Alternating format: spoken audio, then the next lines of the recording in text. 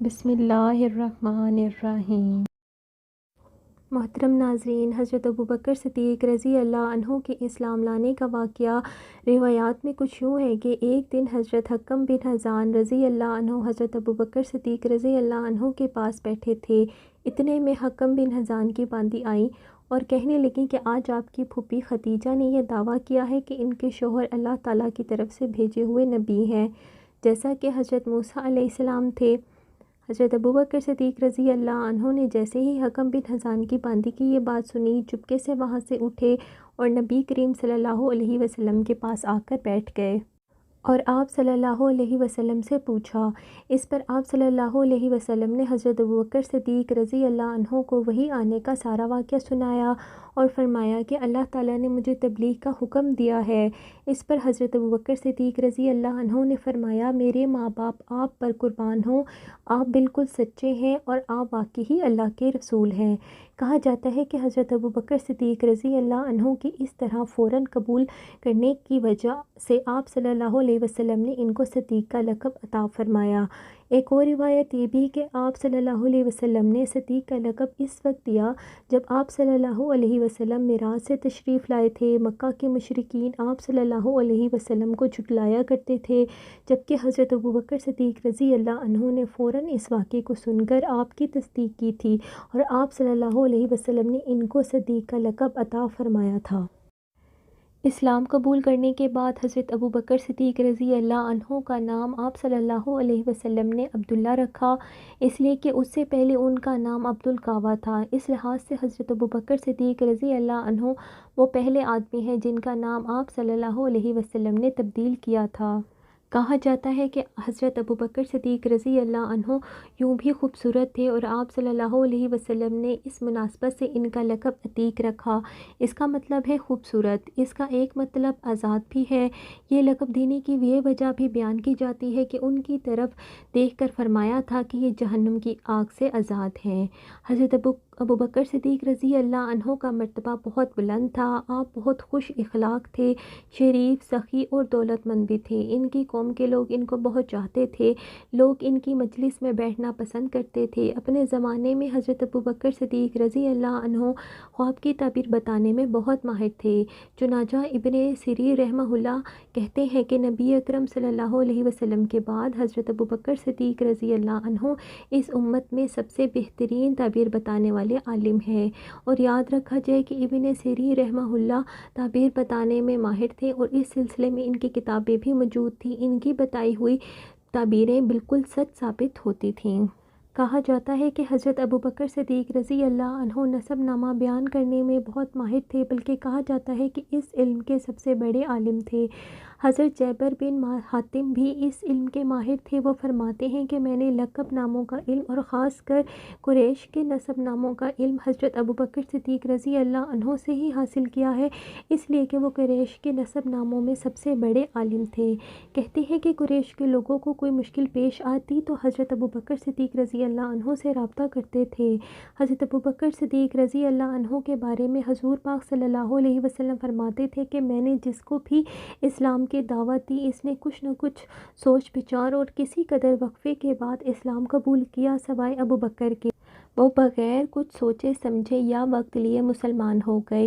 ابوبکر سے بہتر رائے دینے والے کوئی نہیں تھے۔ ایک دفعہ حضرت جبرائیل علیہ السلام میرے پاس تشریف لائے اور انہوں نے کہا کہ اللہ تعالیٰ نے حکم دیا ہے کہ اپنے معاملے میں حضرت ابوبکر صدیق رضی اللہ عنہ سے مشورہ کیا کریں۔ محترم ناظرین، جس ہستی سے مشورے کا حکم خود رب تعالیٰ دے تو اس ہستی کی کیا ہی شان ہوگی۔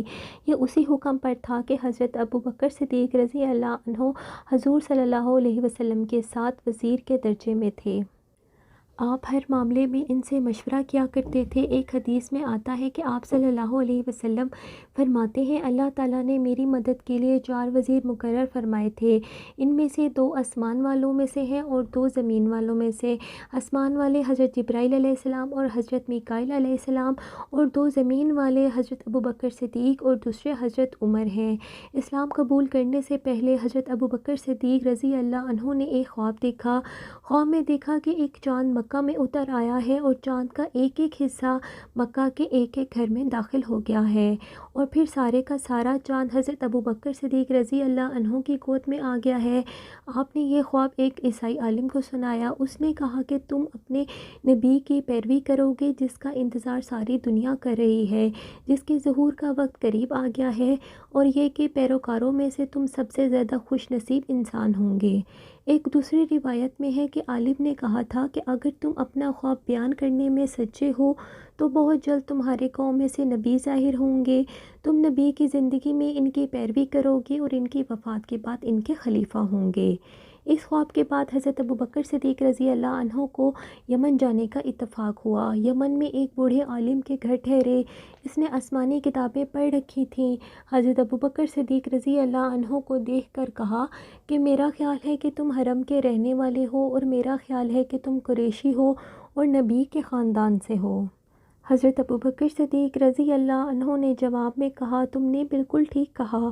اب اس نے کہا کہ میں تم سے ایک اور بات کہتا ہوں، تم ذرا اپنے پیٹ پر سے کپڑا ہٹا کر دکھاؤ۔ حضرت ابوبکر صدیق اس کی بات سن کر حیران ہوئے اور بولے کہ ایسا میں اس وقت تک نہیں کروں گا جب تک تم اس کی وجہ نہیں بتا دو گے۔ اس پر عالم نے کہا میں نے اپنے مضبوط علم کی بنا پر کہتا ہوں کہ عرب میں ایک نبی کا ظہور ہونے والا ہے، ان کی مدد کرنے والا ایک نوجوان ہوگا، ایک پختہ عمر والا ہوگا۔ جہاں تک نوجوان کا تعلق ہے وہ مشکلات میں کود جانے والا ہوگا، جہاں تک پختہ عمر والے آدمی کا تعلق ہے وہ سفید رنگ کا کمزور جسم والا ہوگا، اس کے پیٹ پر ایک بالدار نشان ہوگا، حرم کا رہنے والا دینی خاندان کا ہوگا۔ اب یہ ضروری نہیں کہ تم مجھے اپنا پیٹ دکھاؤ کیونکہ باقی سب علامتیں تم میں موجود ہیں۔ اس کی یہ بات سن کر حضرت ابوبکر صدیق رضی اللہ عنہ نے اپنے پیٹ پر سے کپڑا ہٹایا۔ وہاں ان کی ناف پر ایک نشان موجود تھا اور وہ عالم پکار اٹھا کہ تم وہی ہو۔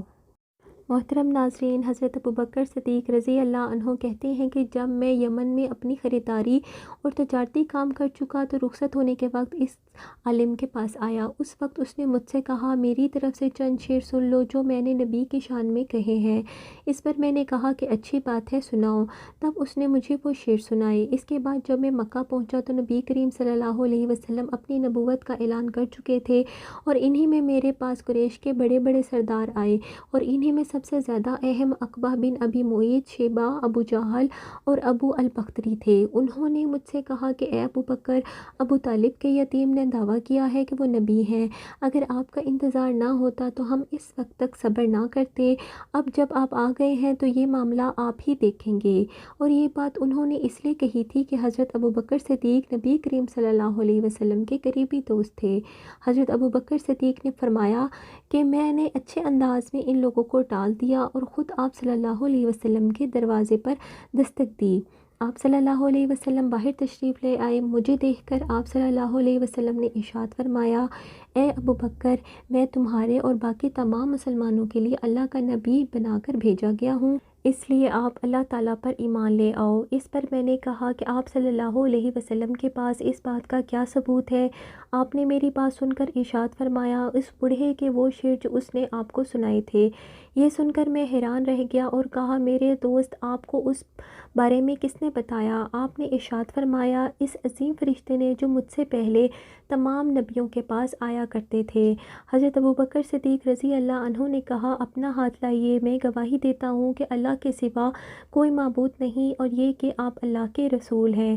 آپ صلی اللہ علیہ وسلم میرے ایمان لانے پر بہت خوش ہوئے، مجھے سینے سے لگا، پھر کلمہ پڑھ کر میں آپ صلی اللہ علیہ وسلم سے واپس آ گیا۔ کہا جاتا ہے کہ مسلمان ہونے کے بعد حضرت ابوبکر صدیق رضی اللہ عنہ نے جو پہلا کام کیا وہ تھا اسلام کی تبلیغ۔ انہوں نے اپنے جاننے والوں کو اسلام کا پیغام دیا، انہیں اللہ اور اس کے رسول کی طرف بلایا۔ حضرت ابوبکر صدیق رضی اللہ عنہ کی اسلام تبلیغ کے سلسلے میں حضرت عثمان رضی اللہ عنہ مسلمان ہوئے۔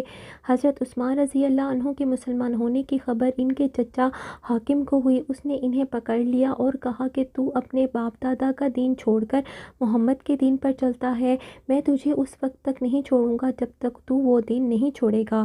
اس پر حضرت عثمان نے کہا، اللہ کی قسم میں اس دین کو کبھی نہیں چھوڑوں گا۔ کہا جاتا ہے کہ حضرت عثمان کے چچا نے ان کی پختگی دیکھی تو ان کو دھوئیں کے کمرے میں کھڑا کر کے تکلیف تکلیف پہنچائی، مگر حضرت عثمان رضی اللہ عنہ ثابت قدم رہے۔ حضرت عثمان رضی اللہ عنہ کی فضیلت کے بارے میں ایک حدیث میں آیا ہے کہ نبی کریم صلی اللہ علیہ وسلم نے فرمایا، جنت میں ہر نبی کا ایک رفیق یعنی ساتھی ہوتا ہے، اور جنت میں میرا ساتھی عثمان ہے۔